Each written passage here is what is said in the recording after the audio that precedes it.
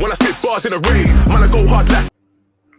Hello and welcome to another episode of MUGA. I'm joined this week by two familiar names, coming off the back of another loss. We got the team. TG, getting real familiar, my good brother. How are you? I'm good, man. What going on, people, man? What going on? It's life, innit? It's another Sunday, another loss. We move, man.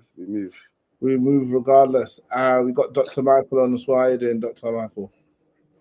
Hey, man, we're surviving, man. Trying to keep our head above water. That's all we can do right now. I echo your sentiments very much. Yes. Before we start, I've got to do the usual plug the socials. It is TLF_MUGA on Twitter. It is TLF_MUGA on YouTube. I actually have to post last week's visuals as well. And if you didn't get them, it's because you're not a patron. So if you're somebody who wants the visuals early, you want the additional content to the player rating sessions, get to the Patreon, like $5 a month, 4 pieces of content a month. I mean, the maths works itself out. But after all that, let's get to this team. So like I said on the main pod yesterday, if it's Manchester United, chances are it's all eyes on me slot. And because we played on Thursdays, it's typically on a Sunday, late game on a Sunday. And we had the current Carabao Cup champions in Newcastle.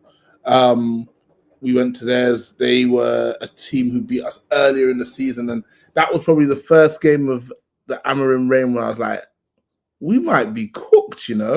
Like that first 20 minutes was so pathetic. I was like, yeah, we're cooked, chat. And I think they're a team just because of the way they play, athletes, physical, intense, they get stuck in. Like, I feel like the margin for error for us against them is really low. But how were you feeling going into the game, TG? I wasn't expecting anything, to be honest. You know, I was thinking, yeah, we're gonna lose, but maybe a respectable scoreline, maybe like 2-1, maybe like 1-0. I thought, like, as of recently, we've been a bit better defensively, so I wasn't thinking we're gonna just go there and open Yash. But bro, I saw the lineup. I saw Eriksen in that midfield. I said, yeah, man, we're in trouble, man. All of that running. Starting like, bro, like you're starting Eriksen, so you've got like no genuine intentions of trying to win the game, bro. It's like I just bro, in 2025, I just don't understand why you're starting Eriksen, bro. I don't get it. Like we know that midfield is angry. Like we know that Newcastle midfield already, they got Tonali who's just on a mad thing. Joe Linton is just again also on a mad thing, and then Gomes just very technically sound, very secure on the ball. And bro, I just knew, bro. After like the first 10 minutes, I said, yeah, man, this is gonna be peak, bro. It's gonna be. Let me whittle through that lineup really quickly. Like you mentioned Eriksen, like there's a handful of players that had exactly the same feeling about that. This guy's playing, we're not winning today. Like I'm already we're not winning. So we had outside Bayinda in goal.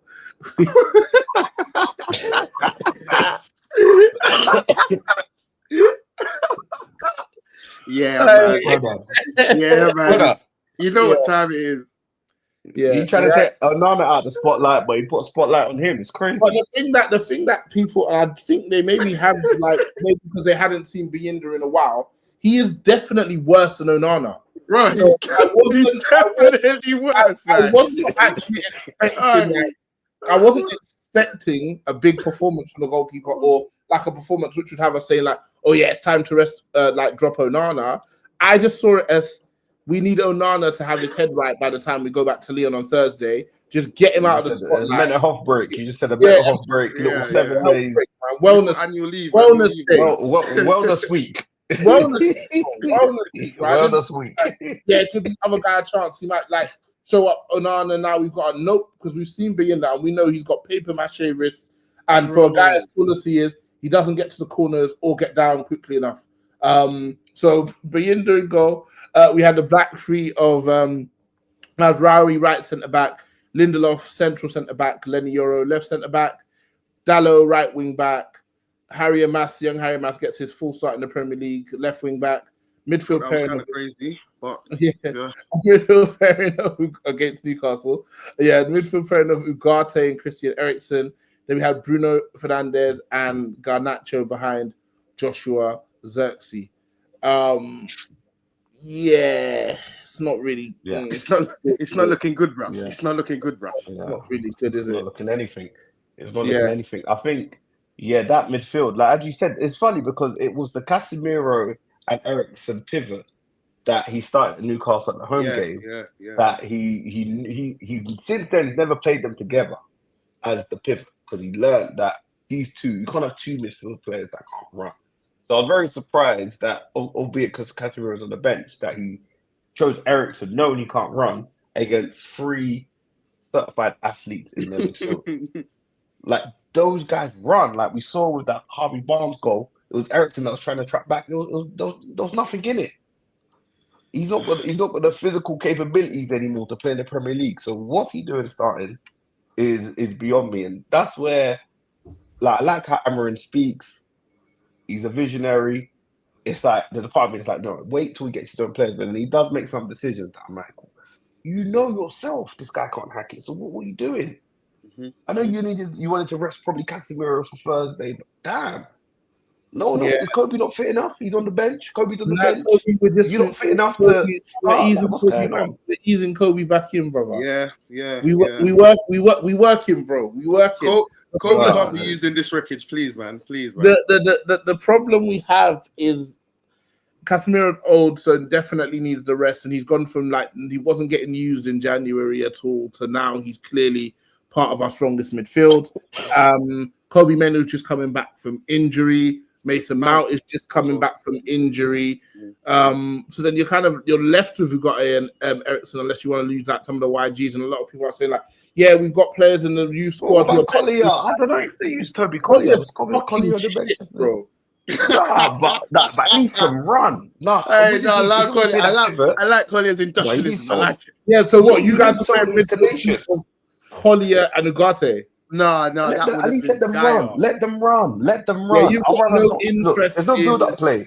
No build-up play. I'm not saying there's going to be build-up play. I'm going to say at least let someone be able to run. Like if you're going to play this formation, at least have the 10s be technical and just at least have the 6s or 8s, whatever position you want to call it. Let them be runners. Let them do that. They can track back. They can tackle. Not someone that's just got nothing. It's just sand. It's sand. You just run through Eriksen. There's nothing there. It's actually perfect to watch though. Don't play him in that position. Play him in one of the 10s. Not that I even want to see him on the pitch, but play him in one of the 10s at least. Let him be creative. Don't rely on his defensive capabilities because we know he's short there. So yeah, it was frustration seeing that lineup. But as I said, I kind of knew their midfield will just crush our midfield and it'll be whatever score they wanted it to be, as it turned out to be.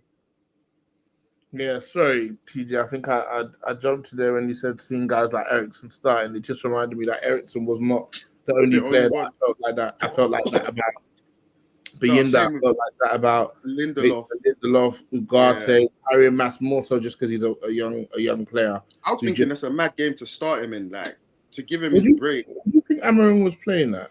I just don't, bro. I've said on previous pods that I'm gonna let him land. All of these things. I'm gonna wait till, bro. It's looking scary, bro, man. You're gonna hijack the plane now, TG. Broski. You hijacking the plane. I'm the captain now. I'm telling you, it's like you said, Michael. There's just been a couple decisions that he's made. I'm just thinking, bro, we might have to get rid, you know. And it's mad, bro. It's mad. You're there already. I'm not there. I'm not there, but it's like, bro, the fuse is getting shorter and shorter, bro. It's like, it's just like, bro, you can't keep setting these. Okay, we know these guys aren't the level, but you just can't keep setting them up to just fail like this, bro. Like, it's just mad, man. Like, why is Lindelof starting? I don't even get it. Like, and then Maguire, you do this thing where you start taking off centre backs like in the 70th minute, 75th minute. It's just like I'm not following right now, man. I'm just not following. What team would you have gone for? Sorry, Morayo, I feel like I'm taking over your job. I'm curious. What team would you have gone for? I think I would have risked Mount in there again, just for the running, for the legs, a bit more control. He's similar to Eriksen in terms of like. What in one of the 10s or one of the 6s? No, I would have personally played Casemiro and Ugarte, and then I would have played Mount. I would have had Bruno in the 10 with Mount and Xerxes up top. I wouldn't have started Garnacho, and I wouldn't have started Eriksen at all. Sounds like again, had intentions to try and win the game. Yeah, but then it's like, bro, it's like if we're gonna lose, yeah, at least let's try and be entertained by something. Do you get what I'm saying, bro? But then it's like, again, it's like it's just, bro. I'm just expecting too much from this team. Like I said, I went into the game thinking maybe 2-1 or 1-0 loss. It's just like, bro, man, when we just went there and just fucking gave them the game, bro. It's fucking annoying. Well, they're just a much better team than us. Like they've got better players. They've got a system that works for them. They've got a proper striker. They've got players with IQ, know when to run off the striker. They just have a better team. Just a better team, the point blank. So it's 100%. And we've not even got like before under previous regimes, under previous managers. You know, we'll say the individual brilliance that will get us out of it. You know, that player will do something magical. The only player you can look at in this team to do something for you is Bruno. The other ones aren't really. Maybe the odd time Garnacho may do something, but it's really Bruno. So that's it. That's all we've got. Hope Bruno pulls something out of the hat. At least before, there's a few players you can look to, not just Bruno. But now it's just Bruno. So we got nothing, man. We got absolutely nothing. We are down horrendously bad. Like, yeah, no, it's very bad. Right I can't believe after spending all this money again, we need to clear up. How can we spend millions upon millions, then be like, no, we need to clear up?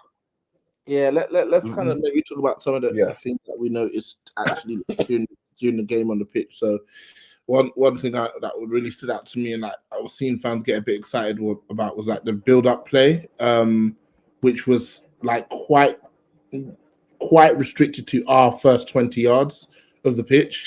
Like the minute they tried to go any further or tried to get past the halfway line, we immediately lost the ball. Bayinda can't pass, so there's a few passes he tried to hit to Xerxes long, kept going over Xerxes' head.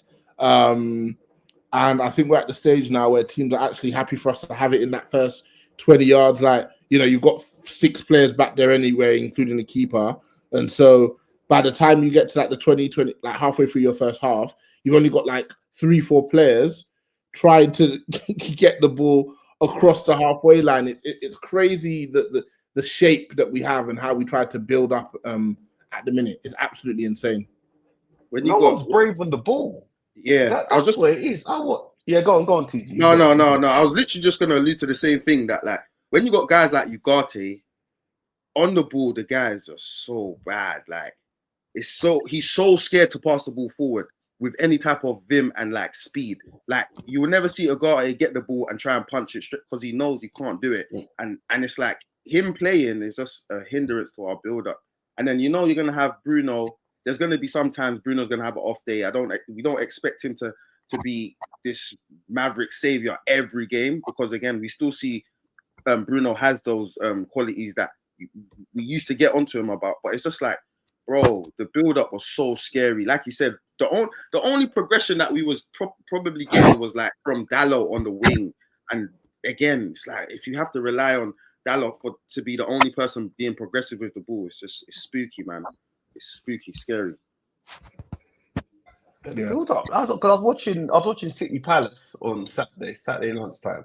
I see Adam Wharton because they play Chris Palace play the same system, and I know this is envy. You should be watching another man on another team with envy, but man, first time ball that left foot into Eze, into Ismail Sarr, into someone in a progression, one time balls breaking the lines, and I just sat there thinking, damn man, like. This is how you play that system. Obviously, I know they lost the game 5-2 in the end, but they set up really well. And they had someone in the midfield who isn't afraid to pass the ball forward. The amount of times our 3 centre-backs have the ball, they pass it to one of the midfielders, and then they pass it back, and then they just dilly-dally on a dilly-dally. The build-up's too slow. By the time the other team's set in their position, so they're happy for us to have the ball because we're not doing anything meaningful with it. 100%. So yeah. To play that system, it needs to be technically good sixes who can also run, who can also defend, which they're a rarity, and we definitely don't have them in our club. That was Casemiro before legs got to him. He used to do that position for himself in Madrid, but now his legs are gone. So, Yeah, and we bought Ugarte thinking he could fill in that position, and now we're looking at him, and it's like not technically that great, but not a defensive monster. So it's like this halfway house. Halfway house is crazy. You can see that Casemiro is just a case of his mind can still do the things, but his body just don't agree with him. Yeah, body's gone. 24 minutes. Sandro Tonali scores a nice little layoff over the top from Isak. What are your thoughts on that goal? Euro was asleep. Euro's let Tonali run off him, but it's just good build-up play. I think Lindelof has punched it into Ugarte, and it's been miscontrolled or something. I can't remember like vividly 100%. I can't even remember all the goals vividly because it's just a blur now. But I just remember Isak pinning it. His touch wasn't even perfect, but he set him up for like a little looped pass over our defense, and then it's a great finish from Tonali, man. Good finish. Oh, wonderful finish. Wonderful. Do you not think that they should have been tighter to Isak? Because that first touch was baggy, man. Yeah, they should have jumped at him. But that's the annoying thing. When you sit there, we've got 3 centre backs, 1 striker. You're like, what? How's the striker gonna have time to miscontrol the ball, then reassess his position, and then scoop it over, knowing that he's got a runner who's making a good run over the top, and he just passes it over the top. So, I think they could be sharper. That would have been Lindelof, man. Them man are not on it. They're not on it. Maybe like a match fitness. I don't know. Maybe I'm being generous. Lindelof is a kind of defender he's not onto his man anyway. Lindelof is one of those guys that's going to let you do whatever he wants anyway. He's quite languid, isn't he? So he's quite laid back as a centre back, which is a bit odd. It's a bit odd as a And you're either laid back and you're quick, so you can catch up, or you're one of these aggressive monsters. Obviously, there's more centre back types. So it's like you're either Vidic or Ferdinand in my head. You're just gonna be onto the man, aggressive in your face, or you're a bit more chilled, but you got the pace to recover. Lindelof again, halfway house. Which one is he good at? He doesn't know what he wants to do. I don't know how he's been here so long, man. He's going away with it. 2016, 8-year project. Shout out the brother who came on the pod and called him a 7-year project. So they go 1-0 up. And actually 10 minutes or so later, with one of our few forays past the halfway line, Garnacho's able to equalize, make it 1-1. What are you guys' thoughts on the goal? I think Ugarte won the ball. Like I was saying earlier, Dalot was literally, I think Dalot done it maybe like 2 or 3 times in that half where he got the ball and he was just driving. Like he was actually just driving, being very progressive with the ball. He picked out a good pass, good weight of pass as well. Onto Garnacho's. I feel like Garnacho is way better on the right because he doesn't always have to cut in and shoot, which is what he tries to do every single time on the left.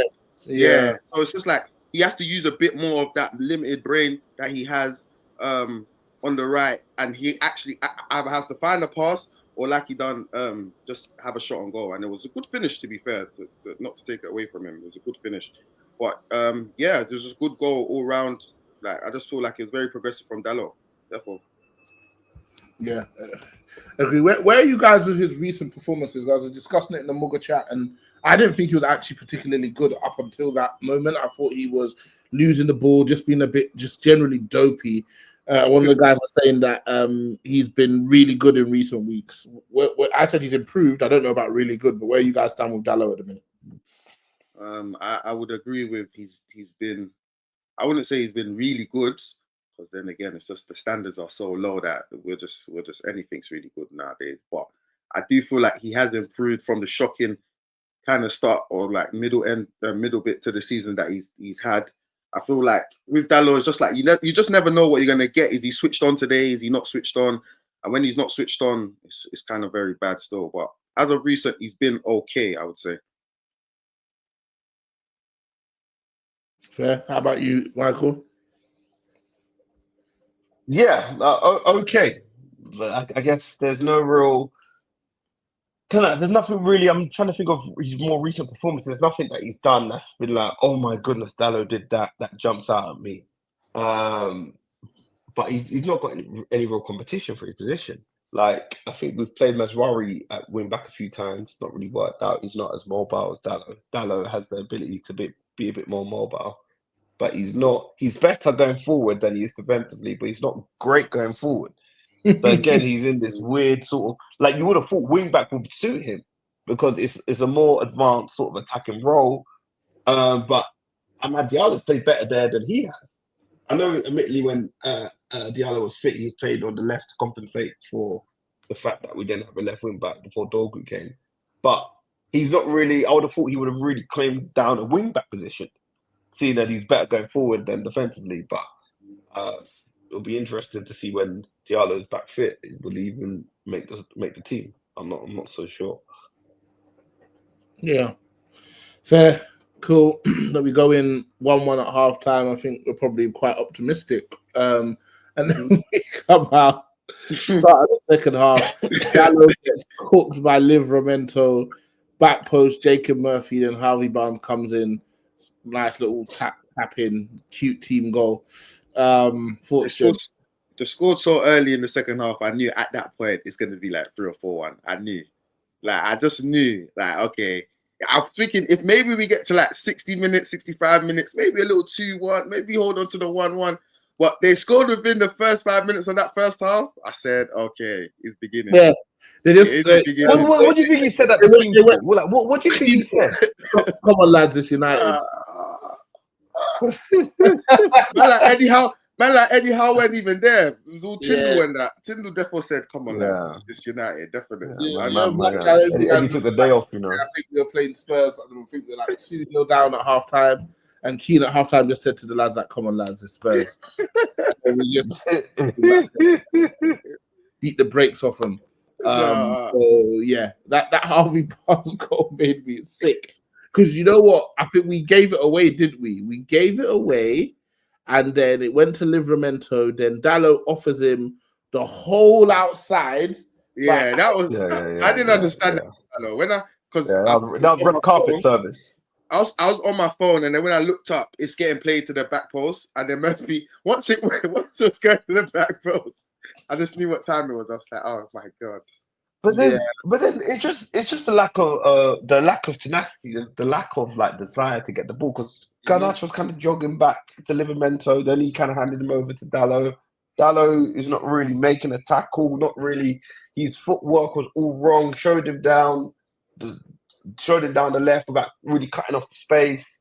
He gets beat too easily. There's no real attempt to sort of get back and get the ball. The ball comes in and it's 6s and 7s at the back, and no one's tracking any of the runners, and it's like no one knows what to do.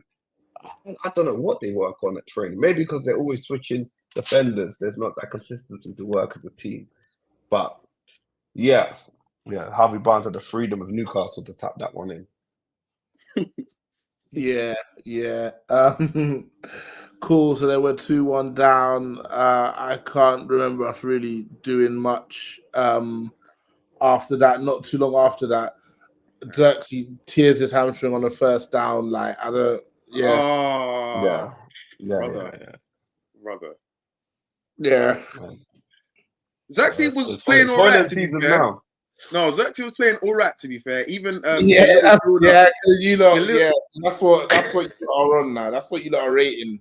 That's what your lives, man. We have nothing left. Look at your lives versus Xerxes playing all right. You know, we have nothing left. I can't believe this. Oh my God. PG, that's crumbs. He's able to obviously, like in that scenario, he was able to like beat some players, get the ball up the pitch, got the first down, but then in getting that, tore his hamstring. So it's like, he won, but at what cost, fam? At what cost, bro? At what cost? Yeah. And then obviously immediately you see Højlund warming up. So then you're sick. I see Højlund doing high knees, and I said, yeah, this guy is finished.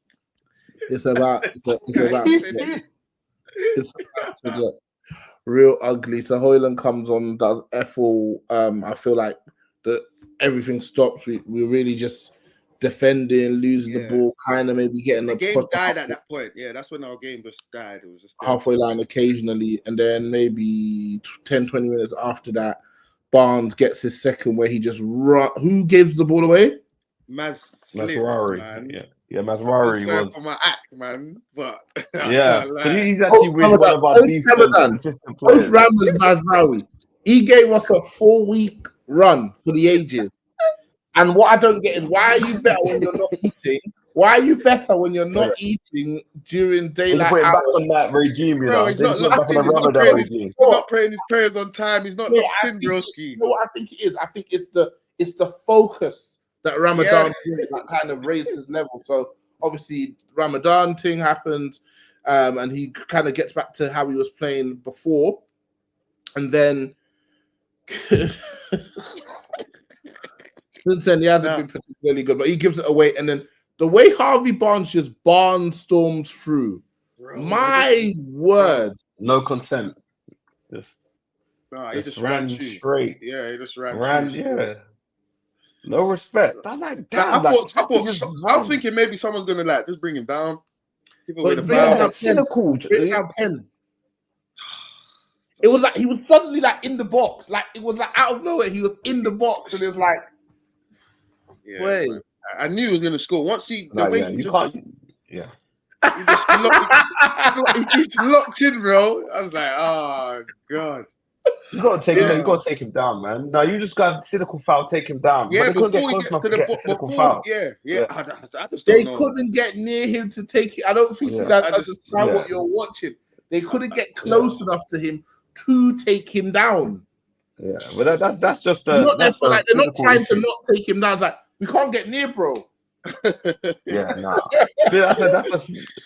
We're talking. I know he's quick, Harvey Barnes. I get that, but he was running at me like he saw him running. I know he got the start on you, but the fact that you could see him running, he runs past you with the ball. You're without the ball, and he's quicker than you. Brother. Scary.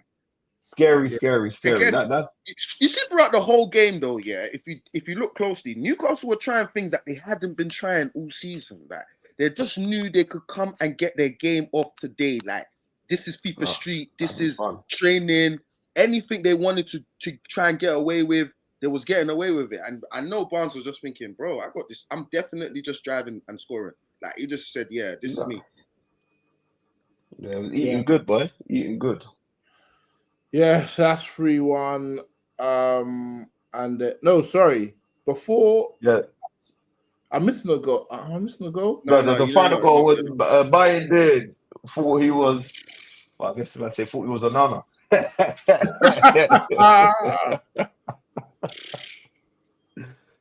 Man. United fans are funny because it's like you said earlier. It's like they don't know that we have 2 duds. We actually have 2 rubbish goalkeepers. Like one, bro.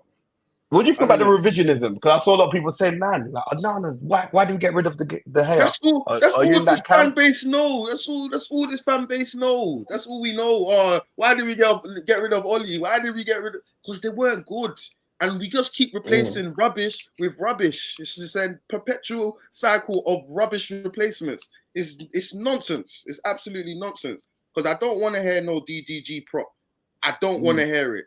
I just don't want to hear it.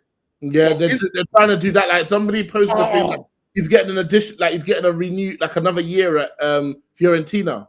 Like, no, it. Why did you give it if he's lit? Why did they give him a multi-year? Why they're giving both fighting for like every year? If he was lit for the next he sat down for a whole season. He done a state bid. Yeah. He done a state bid, and they're talking about he down tools for a whole year. That's crazy. Yeah. No, insane. So yeah, 4-1. Just pathetic, abject. Another another loss for these bunch of losers. More people are looking a bit more at the manager. Where do you guys stand with that? Yeah, we have to start. That last, there's one meme I have on my phone where Stephen A. Smith says, "You're under surveillance." The guy is under surveillance, broski. Like, the jig is up. It's like, I get you understand that you're in your job security bag right now. You're doing as you please. You're crouching down on the touchline, giving us runway photos. But bro, enough is enough, bro. Can we get some coaching, please?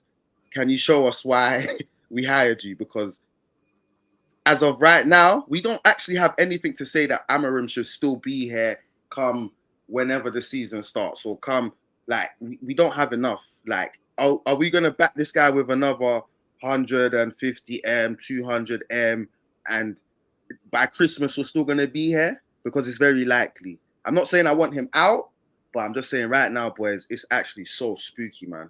It's so spooky. Like, it's scary right now, bro. But then I think this speaks more to the list management above him, because if you're seeking this guy, obviously back in the last season, Ten Hag won the FA Cup, and they dithered, and obviously Ratcliffe's come out and said, look, it was a mistake to keep him on. So we know they know the mistake, but that just speaks to that, because if you're going to bring in, I don't know if they're thinking about Amorim in the summer, or whether this was just a knee-jerk reaction when they had to sack Ten Hag and they went out and got him. But if they were thinking about him in the summer, this guy plays a whole different formation with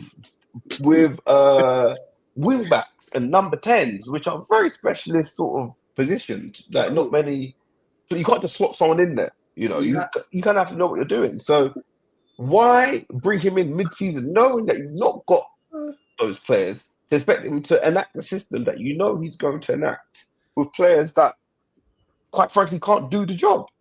Simple answer, bro. So it was always going to be messy. Our club is actually stupid. When I deep it, we're actually just stupid, because we brought a manager who plays dumb.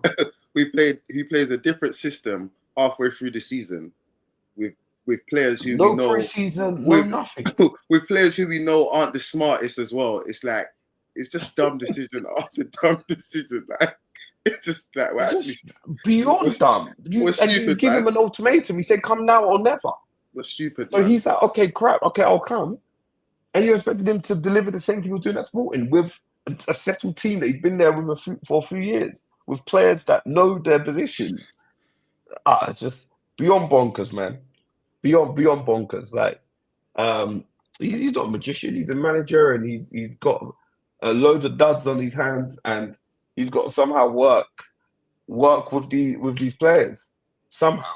I feel sorry for him at the same time, though. Well, it's just a difficult scenario. Yeah. Like, every manager that's gone into that job. He's working with some crazy conditions. Like, imagine having like a Nana as your goalkeeper, and then having Højlund as your number 9. Like, you're just shot in the foot already from the start, bro. Like, it's mad conditions to be working under. It's crazy. Do you think, knowing how, obviously maybe he didn't know how bad Højlund was when he got there, but let's say he did. Let's say he got there real quick after a few training sessions. He knew Højlund's standard. He knew Xerxes' standard. Do you think that should have lowered or reduced his stance with Rashford? Or do you think he just, regardless, he had to just hold that stance with Rashford because he had to show Rashford he was boss? I always have my conspiracy theory about Rashford. I think that one's above him. But then again, it's like, bro, you have these standard of players. You have Garnacho.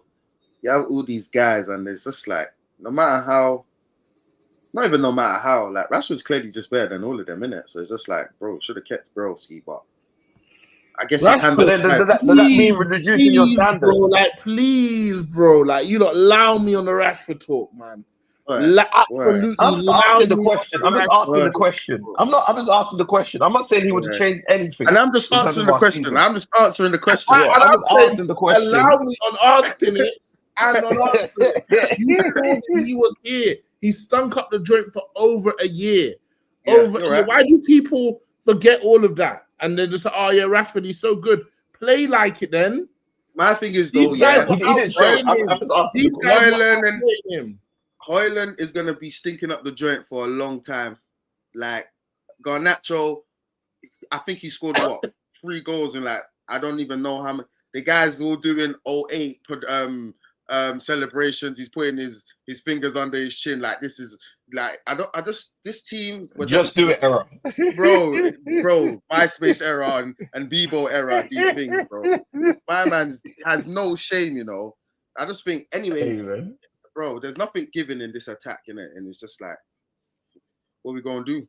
We got what we have. That's why I kind of feel sorry for Amorim. But then it's like, at some point, you just got to set up your players to just try and achieve the best out of what you have in it. You're not always gonna have. Not every day is Christmas, bro. Not always gonna be able to. You get me? Some days you have to eat rice and corned beef, fam. Corned beef stew. You have to manage, bro. You have to run it. You have to run it. So guys, bro, 32 games played. We've got 38 points. We have scored 38 goals and conceded 45 goals, 14 losses, 8 draws, 10 wins. Oh my. How much bread do we owe the Premier League? 7. Oh my God. Since we beat City on December the 15th, we've won 4 games. I think it's Ipswich, Leicester, Southampton, and Fulham. Oh my God. Yeah, man. Anyway, we're not a good team. Oh my God. Anyway, I digress. Let's look ahead. We've got a big game this Thursday, second leg in the Europa League against Lyon. Fair to say that the first leg was a disappointment, and if not for 2 errors from our keeper, we leave there with at least a 2-1 win. How are you guys feeling going into this one? We seem to rise a little something for the European games, Europa League. We seem to rise a little something. I don't know what it is. Maybe it's because it's less physical. Maybe because the players feel a sense of pride in the Europa League compared to the Premier League. I don't know. But we were very close to actually nicking a win at Lyon. And it wouldn't surprise me if the boys turned up and got a score win, like a 2-1 or 3-2. It wouldn't surprise me. It wouldn't surprise me. I don't know where it is. I'm feeling kind of confident for the Lyon game after watching them at home and that. I don't know, man. I don't really think they're gonna come to OT and move to us. But then, having said all of that, bro, I could be massively wrong. Because if Onana starts that game, which I believe he got dropped for this game, like you said earlier, to start for that game. Yeah, wellness week, bro. My man was talking smoky, you know, and then dropped 2 slangers. He has to believe. Don't you have to believe? Don't you have to believe your own hype? You have to believe your own source? Yeah, if you're good. You don't believe yourself, bro? Nah, if you're good. Bro, I believe in my thing, because obviously I feel like I'm good. You get what I'm saying? Like what I do. But broski, you have to be good. You have to actually be good at what you do for you to talk smack, bro. Like that first free kick he conceded. Oh God. It's like this is crazy. Like this is crazy. Like the second one, I hear it was an error and that, but I can be more understanding of that error. But yeah, I'm more sympathetic to the second one. Yeah, still. the first I can't, because he does that error every time. Every time. Yeah, like, he should be able to palm it to the side. I agree, but that was a low, hard shot. Very close to him. We have to admit that. It was low, hard, very close to him. Nah, bro. That one even could have controlled it with his foot. I admitted shit, man. That's what you're at this level for. 100%. I agree. But it's just like, the first one, absolutely insane. Like, yeah. You're horrible. In 2025, our keepers conceding goals like that. I just can't believe it, bro. Like, you see them type of goals in like League 1, like League 2. Like, I swear, when I saw that, I was even out somewhere. I was even like just tuning into the game in spurts. So I've turned on the game literally just to, and then I've seen them have a free kick. I'm like, let me see this. As soon as it went in, I said, let me not ruin where I am and the environment of where I am. Don't ruin your Thursday nights where they're precious. Bro. So I from that, I take it that you're both confident of being able to. Yeah. I think we'll get to the semis. Like Michael said, I think maybe like a 2-1. Yeah. Do you guys know who we get if we win in the semis? Let's see.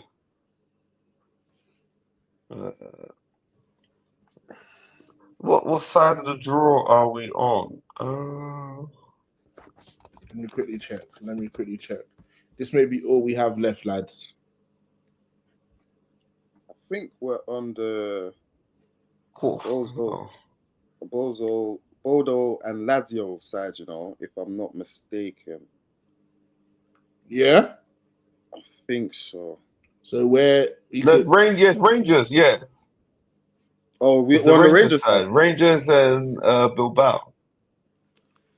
Okay, so we could face one of Fenerbahce, Rangers, Roma, or Bilbao. Yeah. No. No, isn't it? Am I looking at the wrong Rangers and Bilbao? Oh, is that it? Yeah. Yeah, I think it's between Rangers and Rangers and Bilbao. So we play the winner of Rangers and Bilbao, and winners. If I've got this right, I hope I got it right. No, you probably do. I think I was looking at the wrong stage. That means we're definitely getting Bilbao if we get through, because Bilbao are gonna slap Rangers away from at home, boy. Yeah. Yeah, I don't think Rangers. I think Rangers is a bit of Ibrox magic. They need that Ibrox magic, and obviously they drew 0-0 in it.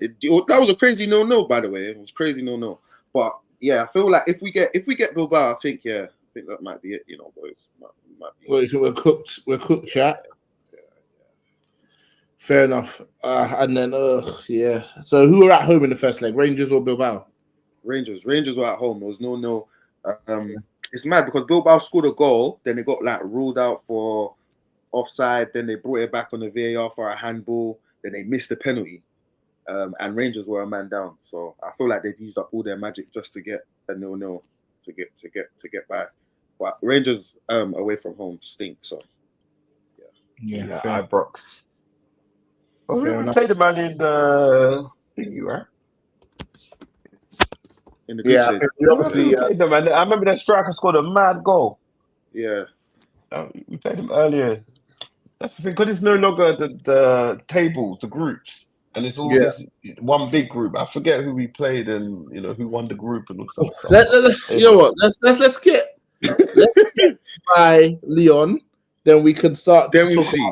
True. In the last four, there's a chance. Like if we can get to listen, let's get past Leon. Let's just chill. All right, let's actually do our weekly awards. I'll start with the first one. The Get Big Sam in as defensive coach if he ain't managing award. This is for manager you want to call out for positive or negative performance. I'll start with you, TG. Who are you going with this week, brother? I'm going to give it to Moyes, Okay. I'm going to give it to Moyes because we've seen a resurgence from Everton, bro. We've actually seen them actually play way better, get results. They nicked a 1-0 against a side that's flying in the league right now against Forest. And I just feel like that type of resurgence is what we was kind of looking for ourselves. And it's just crazy that we haven't seen nothing of the sort. So, yeah, I'm going to go with Moyes still. Cool. I'm going to go with the Wolves manager, Vitor Pereira. They have won 4 of their last 4, with the 5th game being a draw. They're about to pass us in the table, lads. They have got 35 points, obviously minus 14. But I think the Wolves are going to pass us in the table. Shout him out for coming in. Obviously, for my guy, Gary O'Neill, wherever he is, thinking of you, my brother. Same, bro. And he's done a good job. Dr. Michael, who have you got? Positive or negative managerial performance this week? Negative, and it's the man that Wolves beat this weekend, and Postecoglou. Yeah, man, he's rattled. He seems to be rattled at every press conference. He's saying he's got a leak in the squad.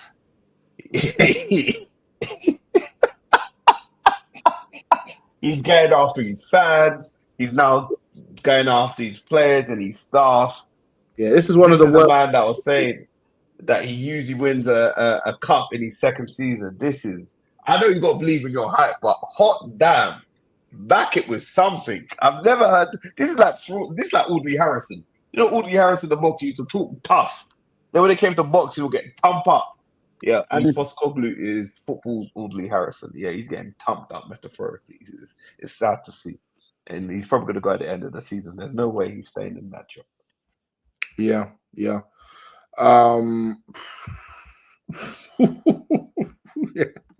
Fair enough. Let's get to the next one, which is it's not double denim. Which moment had you rattled this week?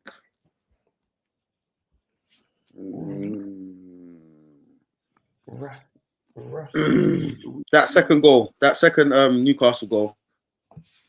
Because cap. Do you know when I was rattled? I was rattled by Eze being offside for the third goal against City because there was no. Oh, that's a good shout. You know, he should have been offside. He had so much time and space. There was no need for him to be offside there. And if he stayed onside, that game's done.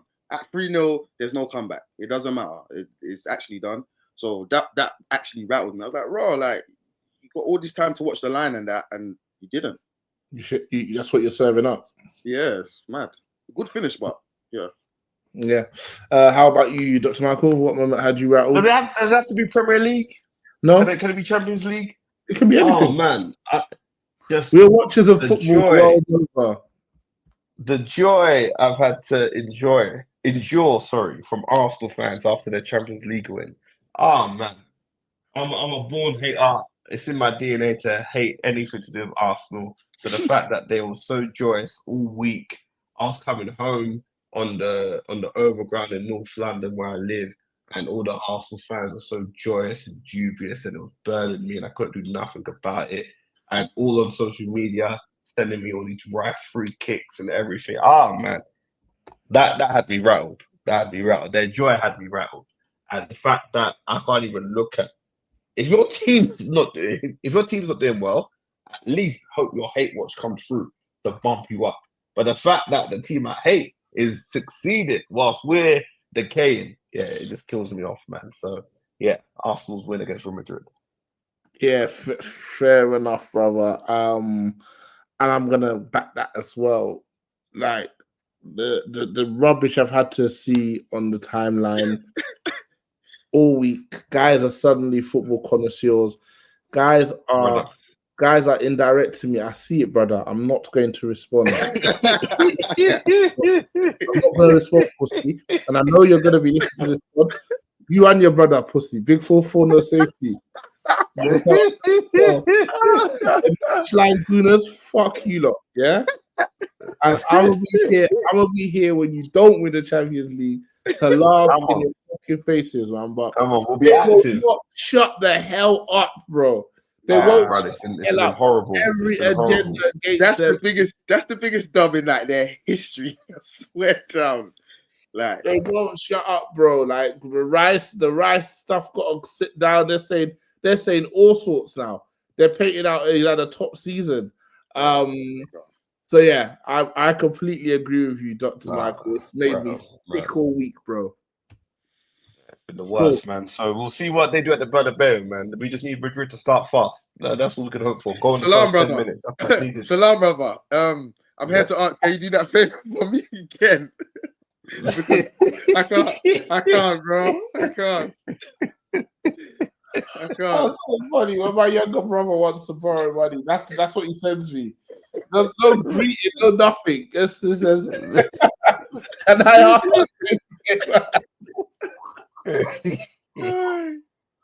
Yeah, we need that, lads. Cool. Next one is agenda of the week. TG, what's your agenda of the week this week, brother? Rice's free kick. His first free kick was better than his second one. That's the agenda. Ooh. Yeah, that's my agenda. That's my agenda. I gotta hate somehow. I can't let this just go past me, man. I'm leaving with some. Yeah, I hear you. How about you, Dr. Michael? I guess it's not really. I don't know. This is meant to be a hate agenda, right? I know with the agenda of the week, it's meant to be saying. I know it's not meant to be saying positive. I'm not nice to know. Do you know what? It's going to be slightly positive. I think with the way Brentford are playing now, I don't know how important Ivan Toney was to them. They're playing so well without him. I don't think that's unpopular opinion, to be honest with you. Wissa doing the thing up top. I watched them against Arsenal, and they look sturdy. Like, obviously, Arsenal got a goal from Partey, and then obviously Wissa got a very, very good goal. But Brentford didn't look like they were really under the cosh. I know Arsenal had one eye on Madrid and the Bernabeu, but I was thinking, right, because I thought when Tony left, there was not just hoo-ha about him leaving. Obviously, he's gone off to Saudi. I see his clips online. He's like Benzema. He'd be doing these TikToks and these clips. He's looking very stylish. He's enjoying his life. But the way Brentford had just dust themselves off and got on with the business, I'm like, wow, was he that important then? Or is that just a sign of a very good manager? Tony.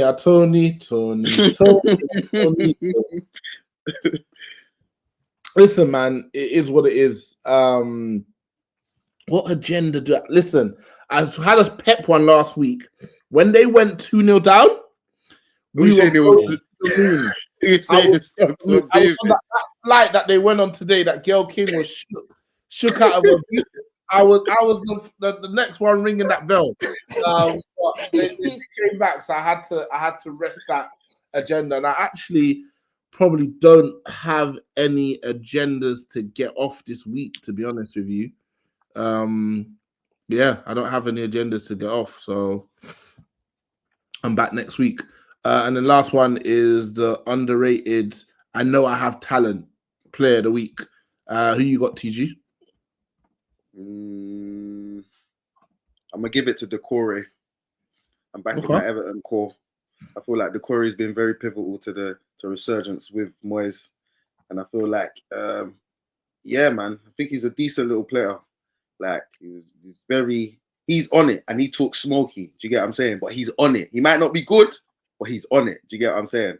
Oh, you respect that? Yeah, that's contract, boy. He made that loud and clear. Yeah, he made that loud and clear when he scored still. So, yeah. Still.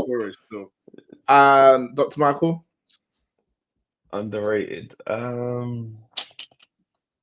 think he is rated, but I'm just going to shout Adam Walton again, man. Like, what he was doing at City, spreading those balls into players ahead of him, comfortable on the ball. I know City's midfield is an aging midfield. It's not a midfield that a few years ago you'll go there and be that comfortable to play at the Etihad like he was playing. But yeah, I think he's a very good player and the type of player that United should be looking at to cover one of their number 6 positions. Yeah, fair. Okay, cool. Mine is Fermin Lopez from Barcelona. He's another one off the conveyor belt. Obviously, he's 22, so he's not a baby, and he was in the Euro squad. He didn't get any minutes, but this is a hooper, guys. This is a pure hooper. Is he number 16 for them?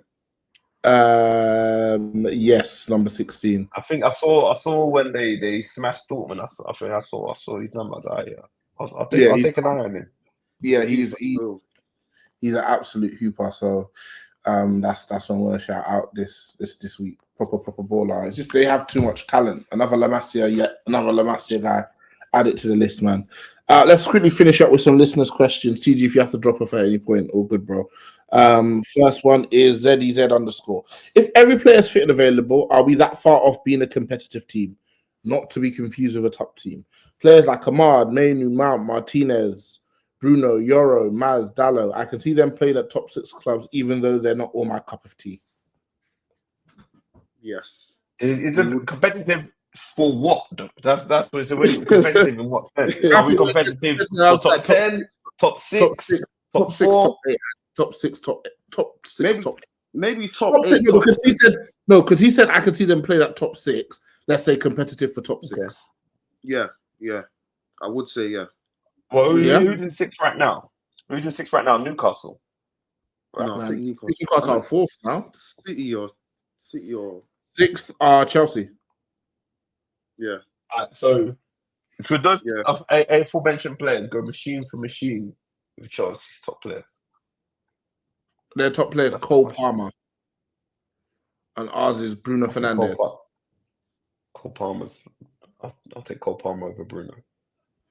Fine. And then I think where it probably lets us down is the attack. Still, we still have Xerxes, Hoyland as your main goal. Obviously, Ahmad is, I think over a full season he probably gets double figures in the league. But I think Ahmad with them two is not enough. You said Ahmad, Bruno plus one of them two. Then who's in your midfield to Mainu and Ugarte? I don't like it. Martinez, Yoro, and Heaven. I could buy that. Yeah, I think top 6 is probably a stretch. I think top 8. Yeah, top 8 definitely. I think top 8. I think to preempt your question, 7th is Villa and 8th is Fulham. There's a bit of a gap there. Fulham have 48 points. They're playing tonight against Bournemouth. Though, I don't know, man. The attack is dire. Is my biggest issue, my bugbear. Yeah, we're not there, man. We're not there, King. Next one is Yonko Abs, Arsenal fan. What do Man United have to do for you to have a hope going into next season? I'm definitely asking you just because I got space in my pocket to keep receipts. Hilarious. It's the kitchen sink job, but it feels like we say that every season. It's a real kitchen sink job. Like the way, even for their second goal, Newcastle's second goal, the way Livramento just ran Garnacho, kind of lazy dropping back. Dallo gets taken over too quickly. Where's the passion? Where's the fight? Where's the desire? And can you drill passion into someone? I don't know. Maybe that's the manager's job. Maybe it's the manager's job to get these players willing to run for a brick wall. Or do we say all the players have no passion, no tenacity, no nothing? Where does it lie? Because that's what we say. We always get rid of the manager when the players are rubbish. Then you get rid of all the players then. But then when players seem to leave United, they get their passion back. They get their desire back. Anthony, that Betis, he's a Wolby. I know it's a different league, and I'm not saying he should come back, but I'm just saying he's definitely got his desire back. Rashford at Villa. I'm not saying he should come back or whatever it is, but I'm just saying he's got his desire back. Yeah, please, you're fucking killing me. I'm not saying he should come back. Well, you are saying he should come back. I'm not saying he should come back. I'm just saying that he got his desire back. So what is it? Is it the coaching? Is the manager not putting? Because isn't the manager meant to get you pumped that you're willing to run for a brick wall? All of that stuff. Yes, he is meant to, but I think there's still something rotten here. There's a lot of players who are not part of the plans. You know, there's a lot of players who are part of the plan. So for me, there's only so much I see the manager being able to do with these lot. If I'm being honest with you, he should have done more. There was no new manager bounce. No, yeah, that's the least. You know, that's the least. That's the least. Yeah, that. I can't believe that didn't happen. Yeah, I'm flabbergasted that didn't happen. Normally, it's good for at least a few months. For a couple of months, some good results. And honestly, that's all he probably needed to have gotten the fan base on side. And then as the players regressed and showed who they really were, would have just been like, yeah, but those first 2 months, man, he's shown if you get him the right players, he'll be able to get your team working. But now it's just been... Is that win against City? That's all he's got, that win against City. Is that enough for you? I think it's too much change. No, that's not enough for me. I think it's too much change. Too much change. And he was saying it himself. He said, look, I could come here, I can just get results, but I'm not going to change the philosophy. Oh, shut up, man. No, you couldn't come in and just get results, man. Be quiet. Bro's talking like he's that guy. I could come in and just get results. He has to believe he's that guy. He has to believe he's that guy. He has to believe he's that guy. You have to fucking win next Sunday then. If you're a guy, you could just get us. You can't. You can't just win. Don't try it. Man, talking out his ass, man. It's funny though. It's funny because when he came and he was saying that, Gary Neville, who obviously I listen to a lot, he was on his side. That, yeah, it's right. You know, a lot of managers, they've had their philosophy. They come to United, they crumble, and they just fall back in line. I'm glad that Ruben Amorim is not going to fall back in line. Then more recently, he's saying he should fall back. He's not basically he should fall back in line. It's about getting results. I'm thinking, Gary, you flipped, my guy. But yeah, because I think that Gary and Keane and that lot, I think they've had enough of his talk now, you know. Of course, we all have. Like when he first came in, I won't lie, I was moved. He moved you, yeah. It was sweet. It was sweet talking. I was like, yeah, this guy. This is what they need. This is a leader of men. This is a leader of men. This is what these pieces of shit need. And he's gonna come in. He's gonna set them working, and he's gonna get the team back on track. And we've just proceeded to get absolutely beat to crap. Yeah. It's been aggressive. The beating's been aggressive still. It's been aggressive, bro. And so for me, to answer the question, what we need is definitely one really good attacker. For sure. No doubts about it. Either 10 or striker, you don't mind either or.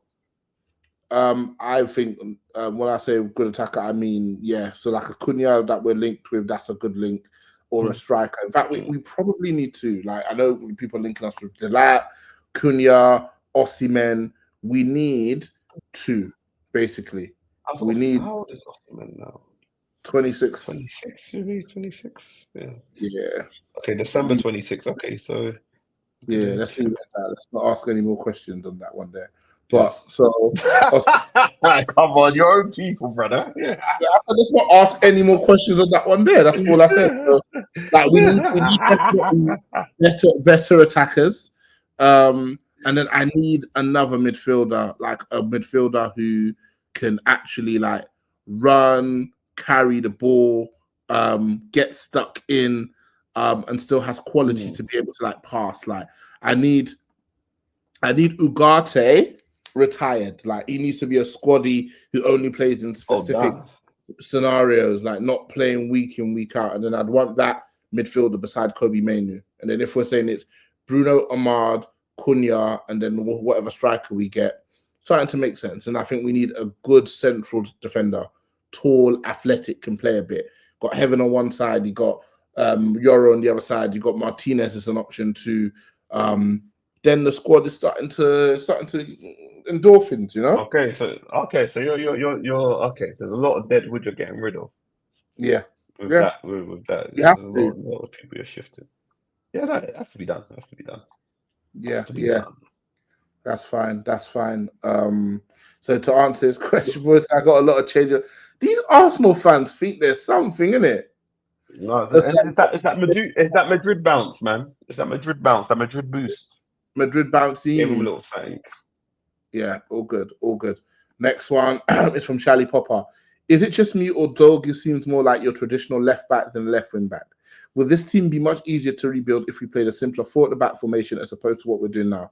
Can you guys discuss what positions we need in a 4-3-3 versus 3-4-3 this summer? That's a long-ass question, man. I think Dogu looks like a left wing back. I think he gets up and down with good industry.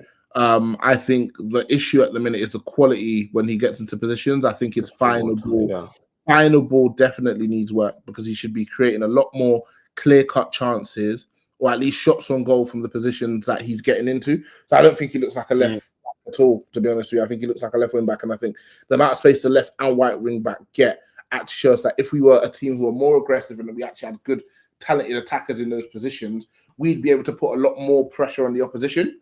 And we'd be able to have them push a lot more. What happens at the minute is that we're the ones who are always like on the receiving end, and we're the ones who are always trying to like, react to what is being done, and that's where your back three becomes a back five. Absolutely.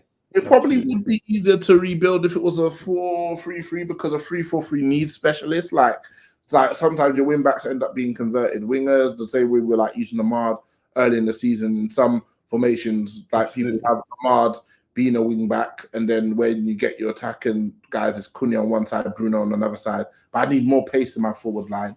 And if we were to go down the route of a 4-3-3 versus a 3-4-3, I think we've got players already for that, though. That's the thing. We've been playing that since Fergie left.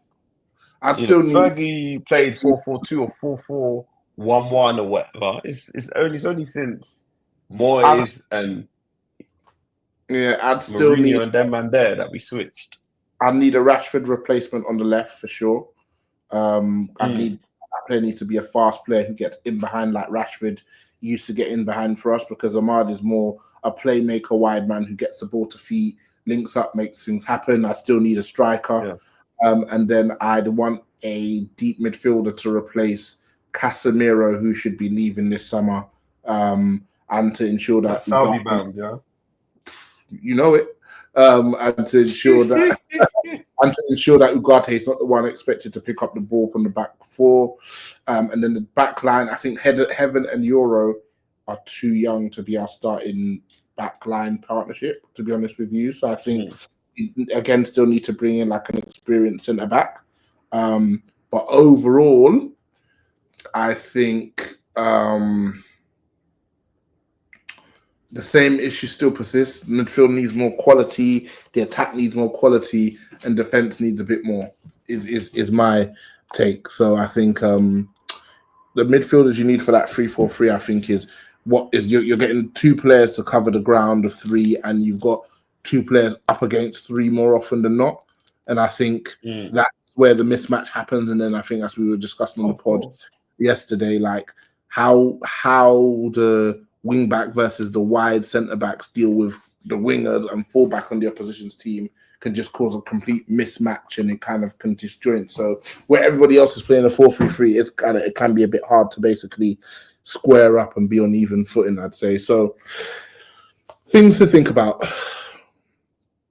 It's like, because it's having 3 centre backs, it's almost like the luxury that we don't benefit from because we concede goals. Because that's what the quote unquote one of the strengths of this formation is meant to be, that you've got all these defenders, like 3 centre backs. And we had against one striker yesterday that was able to, obviously, whilst he didn't score himself, he's creating goals. He scores in a nuisance. So what really is it? What's the benefit of it? In a nuisance. It was a nuisance. Yeah, getting about, being a busybody. This team is hell. Yeah. To come back and to answer your question again.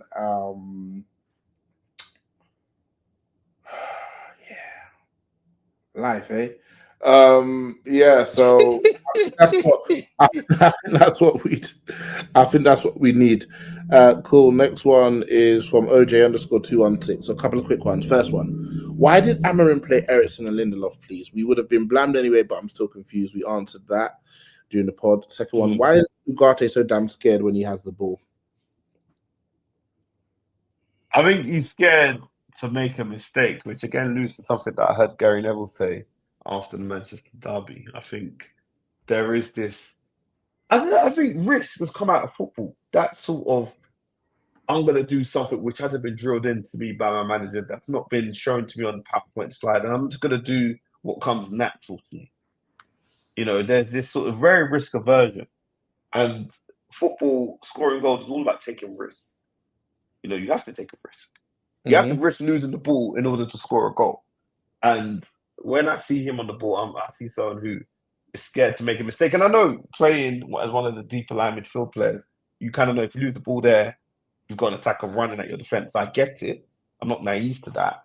But I do see someone who, but don't be so frozen that you more or less do nothing on the ball, because you have to have some output. We're kind of relying on you and your midfield partner to be the ones to sort of break the lines and get the ball into the 10s who are in good position. Because I guess that's one thing with this formation.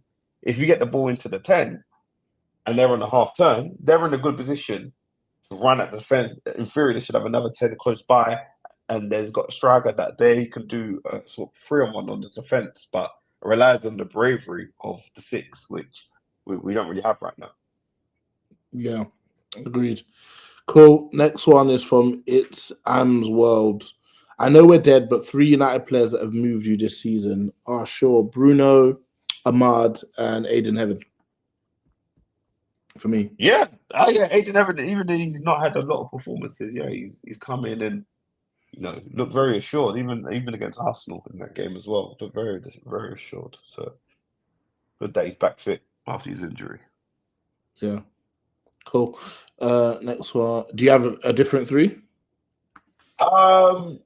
Bruno's been our best player easily.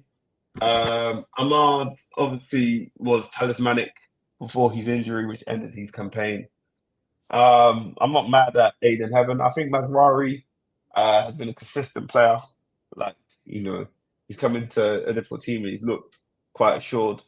So that's the only one I would sort of say as opposed to Evan. But I agree with the first two for sure. Cool. Next one is Paul underscore. What's up, mate? Look, stunned. Next one is Paul underscore Adeyemi. Will Amorim see 2026 as United boss? If not, what month does he get sacked in? He's getting to the end of the season, regardless of what happens. Even if we get knocked out of the Europa League, there's no way he doesn't get to the end of the season. He said 2026. He's saying 2020. He's I already. know. No, I'm thinking ahead. I'm just getting to the stages. So regardless of what happens, he's getting to the end of the season. He should get a bit of money. He's not going to get a lot considering our finances, but he should get a bit of money to strengthen. I'll be surprised if they don't give him the full season. I'll be surprised if he doesn't get to summer 2026. You don't bring someone mid-season, make them leave their job where they're top of the league, they're on their way to another title, to then sack him within a year. It doesn't make any sense. I know stuff this board has done in recent years doesn't make much sense, but that would be ridiculous. That would be absolutely ridiculous. You have to give him time. I know it stinks right now, but you have to give him time. Agreed. Arnold with 2 Ds. What next if Thursday goes bust? Nothing, bro. Nothing changes, man. Hey, man, just get fit for summer. Get fit for summer. Drink your water. Get your 5 a day in. Do your 5Ks. Do your Ocean Beach. Get fit for summer, bro. Trust me. We should be doing that anyway. But I will echo the good brother sentiments and say that United going out shit. Those evenings you had on Thursday, get back in the gym. Too small, get your ass. Get back in the gym, man. Don't be going to Dirty Martini after work, having a cheeky one. Get in the gym. Wait till June, July for all of that. Hilarious. Next one is from Midday Don't Care. Can we get some honesty regarding the Gears final season at United? I'm seeing a lot of religion. People seem to believe that Onana being bad equals De Gea being good. I don't think that's the case. Yeah, I mean, it's MUGA, so you know what time it is. It's honesty season. De Gea was shit. De Gea was just as shit as Onana. I literally would get scared once he comes to the screen. I literally get scared once he come within my screenshot. So that was a big problem. So to pretend now that he was anything other than washed and past it, those last few seasons here, I think is completely disingenuous. But this is what football fans do. Like we always say, nothing does more for a player's reputation than to them to get injured. And then, why didn't we play this player? So, yeah, I'm not having it. Like, it's an absolute joke. He was a fucking joke. He was a joke. Yes.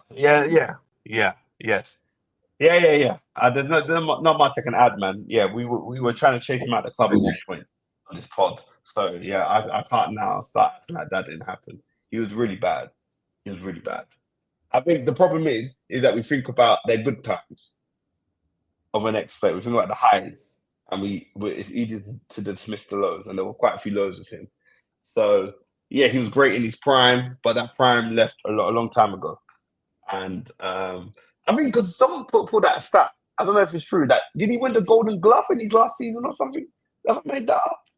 Did he win the Golden Glove in his last season? No. Yeah. Golden Glove 22-23. I think he did. So everyone's like, bro, if he won 22-23, he did. So people are obviously, it's a stat. We have eyes, but people, it's easy to go back on stats and not emotions when you're looking back, isn't it? Because you can say you had a Golden Glove. You can't have been that bad, but we have eyes, man. And there's the reason why he's gone. Agreed. Next one is FL_Stepir. How much do you rate Lenny as a talent, and what do you think about the progress he's made this season, especially since the Southampton game? I think he's improved since the Southampton game. It's almost like, listen, man, I'm still here. Like, I'm not gonna let that define me. I think he's a good to very good talent. He's got the raw intangibles physically, i.e., he's tall, he's quick, he's comfortable on the ball. So now everything is just mentality and the environment we put around him. He's a guy who should be a French international. So that's the levels that he should be aspiring to. So I think he's a good signing, and all being well, we sell him for a profit in like 5 years or so to Barca or Real Madrid or something. Yeah, but he's a top. He's a good talent, I think. This team, what? It's the reality. It's the reality. I don't know. Like, maybe Arsenal had the same plan for William Saliba. I don't know. I like to think that that OT could be home for him for a long time. But we know how this game is. Yeah, fair. P O'Shea 3T or Pioc 3T. Will Villa do a remontada? Do you trust Ineos to get the signings right this summer? Will Villa do a remontada? What do you mean by that? Villa do a run it back. Right, I thought remontada means run it back. Oh, anyway. Come back. Yeah. Comeback. Yeah. Ineos signings. Wow. Well, they got rid of who's that guy? The Newcastle guy, the FA guy. What's his name? Anyway, they got rid of him, the guy, the technical director. So maybe they're part blaming him for how things didn't go according to plan by getting rid of him. Is that the sign that we're meant to take from that? And now they know what they're going to do. We hope so. I hope that Amorim and his staff have given a list of players that they would like. Seeing as it's a very specialist system, I like to think they'll be looking at Amorim a lot more than they would do with other coaches. Or to say, look, I need these wing backs, I need these number 10s, I need these 6s for this position, and we'll see what they can come up with. They want to build a brand new £2 billion stadium, but they also have millions that they need to invest in the team, and there's obviously financial fair play, and is it PRS or FRS or whatever the other sort of financial accounting standards we have to adhere to now. So yeah, it's tough. Money needs to be spent, but we ain't got it. Yeah, we got to sell. We got to sell to buy.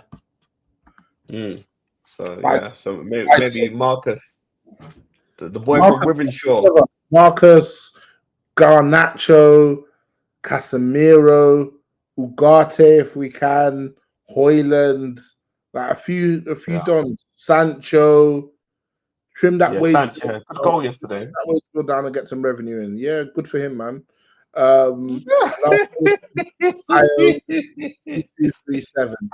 He's quote tweeted Ruben Amorim was fuming this morning. He cancelled a meet and greet with kids and ordered emergency first team meeting. The players were given a huge telling off. No one dared to speak. The message was clear. You have until the end of the season to fix up or you're out. So that is apparently something that came off the press today. And then the quote tweet and the question is, why don't fans accuse Amorim of the PR they accuse Rashford of? Seems like we get an interview every other day and stories like this to appease the prawn sandwich munchers. Hey, man. Whether he was a bit spiky in his press conference yesterday, so maybe the anger continued back down on the drive back down south. Well, not south, but south towards Manchester from Newcastle. So, yeah, he was angry, man. Like the way we lost in the second half was pitiful. It was terrible. And I know he's got high standards, and where all 3 goals were because of laziness or mistake. Yeah. Come on, we gave up. It wasn't that they outplayed us. We just gave up, and we made it look very easy for them. Yeah, they outplayed us a bit as well, though. No, they're a better team than us. Like, let me make that clear. They're a much better team than us. I said that earlier in the pod. But all 3 goals in the second half. Yeah, we were. Yeah. Great for them. Like, we made it very easy for them. It's not like it was great play that like, oh, okay, fair enough. It was kind of like, oh, not bothered to run, not bothered to close down. Mazouari losing the ball in the dangerous area, by in there, handing it on a platter. So yeah, 4-1, nasty scoreline, but where we're at. Agreed. All right, my good brother. Yeah, that's always a pleasure. Likewise. We go again, man. As always. We go again. Maybe this time next week we're in the semi-final. I don't give a shit, man. When I spit bars in a rave, man, I go hard, last stand.